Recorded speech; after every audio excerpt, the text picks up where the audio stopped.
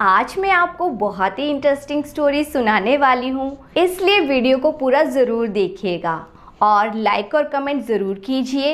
I am sure आपने channel को तो सब्सक्राइब कर ही लिया होगा। तो चलिए देखते हैं आज की कहानी।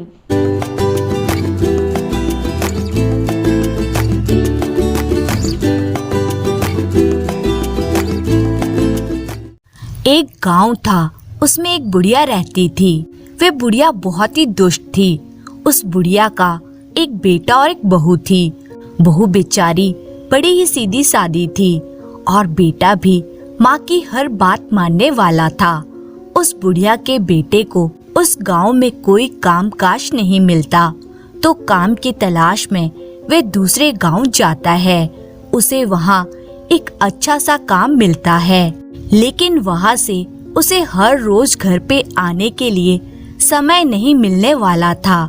सिर्फ साल में एक बार कुछ दिनों के लिए उसे छुट्टी मिलने वाली थी। वे काम तो स्वीकार करता है, लेकिन उसे अपनी पत्नी की बहुत चिंता थी। इसलिए दूसरे दिन काम के लिए वे घर से निकलते वक्त बुढ़िया से कहता है, माँ, मेरी पत्नी को अच्छी तरह संभालना। बुढ़िया कहती है, हाँ बेटा, तुम बिल्कुल भी चिंता ना करना, मैं तुम्हारी पत्नी का अच्छी तरह ख्याल रखूंगी, उसे कोई कष्ट होने नहीं दूंगी। बेटा बेफिक्र होकर काम के लिए दूसरे गांव चला जाता है।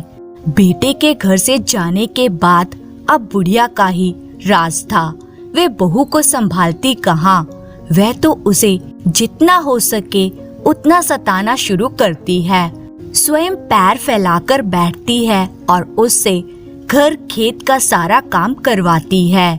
उसे पौ फटने से पहले उठाती है। खाना पकाना, बर्तन मांजना, पानी भरना आदि काम करवाती है। उसके बाद कभी जंगल में लकड़ियां लाने के लिए भेजती है या खेत का काम करने के लिए। दिन भर उससे कोल्हू के बैल की तरह परिश्रम करवाती है। उसे थोड़ा भी समय विश्राम करने के लिए नहीं देती। बुढ़िया उसे ठीक तरह से खाना भी नहीं देती। कभी कांजी का पानी तो कभी बासी खाना देती थी। बेचारी बहू ये सब कष्ट चुपचाप सहती रहती थी। सास को कभी भी पलटकर कोई जवाब नहीं देती। उसके बताए किसी भी काम को कभी ना नहीं कहती। तो इस तरह ही दिन बीतते हैं और सास को पता चलता है कि बहू गर्भवती है, तो वे परेशान हो जाती है। सोचती है काम करने वाला अकेला बेटा, उसमें एक बच्चा आ गया तो खाने वाला एक मुंह और बढ़ जाएगा। उसके ऊपर बच्चे के जन्म के बाद उसका ख्याल रखने के कारण बहू कोई काम नहीं करेगी। मुझे ही सब काम करना पड़ेगा। जिस दिन उसे यह पता चल जाता है कि उसकी बहू गर्भवती है, वे उसे पहले से ज्यादा सताने लगती है। तो भी बहू उसे उल्टा जवाब नहीं देती। वे चुपचाप उसका बताया काम जैसे भी हो करती है। तो इस तरह कुछ और महीने बीतते हैं। बहू के 9 महीने पूरे होकर उसके प्रसूति होने का समय करीब आता है। उसके पेट में दर्द होने लगता है। बहू प्रसव वेदना से व्याकुल होकर सास से कहती है, माँ जी, लगता है मेरे प्रसूति का समय नजदीक पहुँचा है, आप जल्दी से धाय माँ को बुला लीजिए। इस पर सास उसको एक नींबू देकर कहती है, तुम्हें धाय की कोई जरूरत नहीं है, तुम पास के जंगल में जाकर इस नींबू को खाना, तुम्हें प्रसूति हो जाएगी। पर मेरी एक बात सुनो, यदि बेटा हुआ तो ही उसे लेकर घर आना, बेटी हुई तो उसे लेकर यहाँ नहीं आना।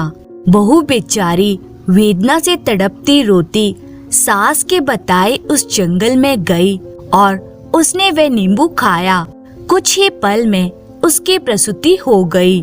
उसने एक बेटी को जन्म दिया। बहू ने उस बेटी को बड़े प्यार से दुलार से दूध पिलाया और नींबू खिलाकर वे पैदा हो गई थी, इसलिए उसका नाम निम्बावती रखा। वहाँ उस जंगल में एक भील और भीलनी का जोड़ा रहता था, पर उनके कोई संतान नहीं थी। बहू अपनी बेटी को उस भील और भीलनी को सौंप देती है और कहती है, मेरी बेटी का ध्यान रखना। बेटी को पाकर वे दोनों बहुत खुश होते हैं। इतना करके बहू घर वापस आ जाती है। जब वे अकेली घर वापस आती है तो बुढ़िया समझ गई कि उसने बेटी को जन्म दिया था और वह उसके डर के मारे उसे जंगल छोड़कर आई है। वह बुढ़िया बहुत चालाक थी, बात को पलटती है। वे गांव में शोर मचाती है, मेरी बहू ने बच्चे को खा लिया, मेरी बहू बच्चे खाने वाली डायन है। बहू उसकी बात अनसुनी कर देती है और मन ही मन इस बात से खुश रहती है कि भगवान की कृपा से उसकी बच्ची जिंदा है। अब बहू हर रोज ढोर डंगरों को चराने के बहाने जंगल में जाती है और अपनी बच्ची से मिलती रहती है। इस तरह कुछ दिन बीतते हैं। भील और भीलनी के पास निम्बावती धीरे धीरे बड़ी हो जाती है। इस तरह 1 साल गुजरता है और बुढ़िया का बेटा छुट्टी लेकर घर वापस आता है। घर के अंदर प्रवेश करते ही बुढ़िया उससे कहती है, क्या बताऊं तुम्हें बेटा, तुम्हारी ये पत्नी मनुष्य नहीं, डायन है डायन, जिंदा मनुष्य को खाने वाली डायन। तुम्हें एक बेटी हुई थी लेकिन इसने उसे खा लिया। बेटा अपनी माँ के स्वभाव से भली भांति परिचित था। उसने जाना कि यह जरूर उसकी माँ की ही कोई साजिश है। उसने अपनी पत्नी से माँ के बारे में कुछ नहीं कहा। पत्नी ने भी अपने पति से सास के बर्ताव के बारे में कोई बात नहीं बताई। अब कुछ दिन घर रहकर बुढ़िया का बेटा फिर काम के लिए दूसरे गांव चला जाता है तो वह दोबारा पेट से होती है। बुढ़िया को जब ये बात मालूम हो जाती है तब वह आग बबूला हो जाती है। अब वह बहू को पहले से ज्यादा सताने लगती है। दूसरी बार जब 9 महीने पूरे हो जाते हैं और बहू को प्रसव वेदना शुरू हो जाती है तो वे सास को पहले की तरह ही दाई को बुलाने के लिए कहती है। इस बार भी बुढ़िया दाई को नहीं बुलाती बल्कि मुट्ठी भर जीरा लाकर उसके हाथ में देती है और कहती है, ये जीरा लेकर उस गांव में जाना और इसे खाना, तुम्हें प्रसूति हो जाएगी। बेटा हुआ तो उसे लेकर यहाँ आना, बेटी हुई तो उसे वहीं फेंक कर आना। तो सास के कहने पर बहू उस सुनसान जंगल में फिर जाती है। वहाँ जाकर जीरा खाती है तो कुछ ही समय में उसे प्रसूति होकर एक बेटी को जन्म देती है।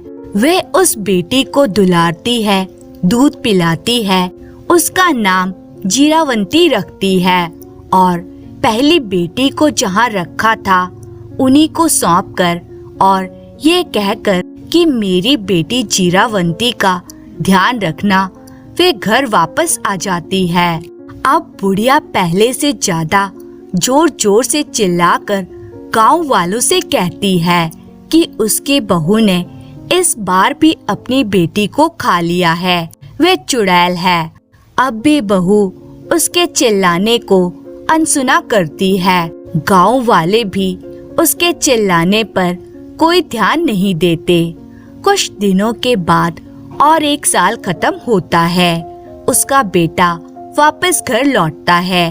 तब पहले की तरह बुढ़िया उससे बहू की चुगली करती है कि उसने बेटी को खा लिया है। बेटा इस बार भी चुप रहता है, ना माँ को कुछ कहता है, ना पत्नी से कुछ पूछता है।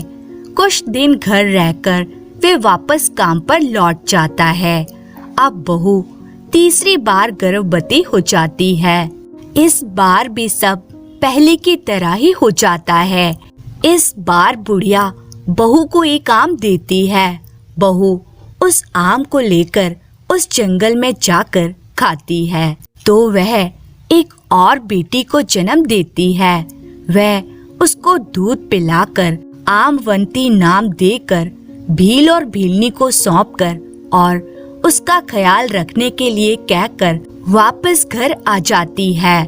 अब बुढ़िया गांव के द्वार द्वार जाकर बहू की चुगली करती है कि उसकी बहू ने एक नहीं 3-3 बेटियों को खा लिया है। वह मनुष्य नहीं, खुद के बच्चे खा जाने वाली डायन है। बुढ़िया जिस तरह से शोर मचाती है तो लोगों को भी अब लगने लगता है कि उसकी बहू सचमुच ही बच्चे खाने वाली डायन है। तो लोग डर के मारे अपने अपने बच्चों को घर के अंदर बंद करके रखते हैं। करते करते यह बात पड़ोस के सब गांवों में फैल जाती है। बुढ़िया का बेटा जिस गांव में काम करता था, उस गांव में भी यह बात पहुंचती है और उसके कान तक आती है। सुनकर वे बहुत ही परेशान हो जाता है। वह तुरंत मालिक से अनुमति लेकर गांव वापस आता है। इधर गांव में भी ये खबर राजा के कानों तक पहुंचती है।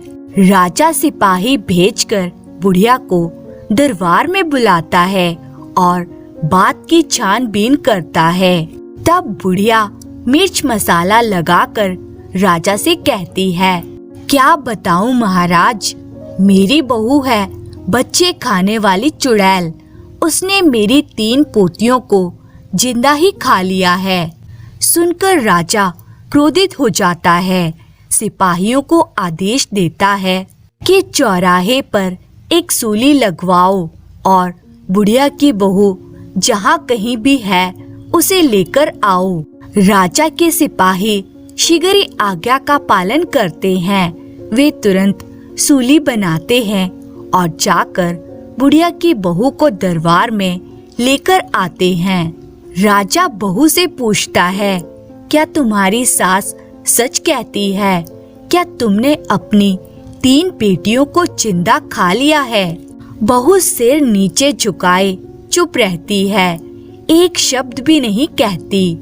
अब राजा को विश्वास हो जाता है कि जैसा कि बुढ़िया ने बताया है, उसकी बहू ने अपनी बेटियों को खा लिया है।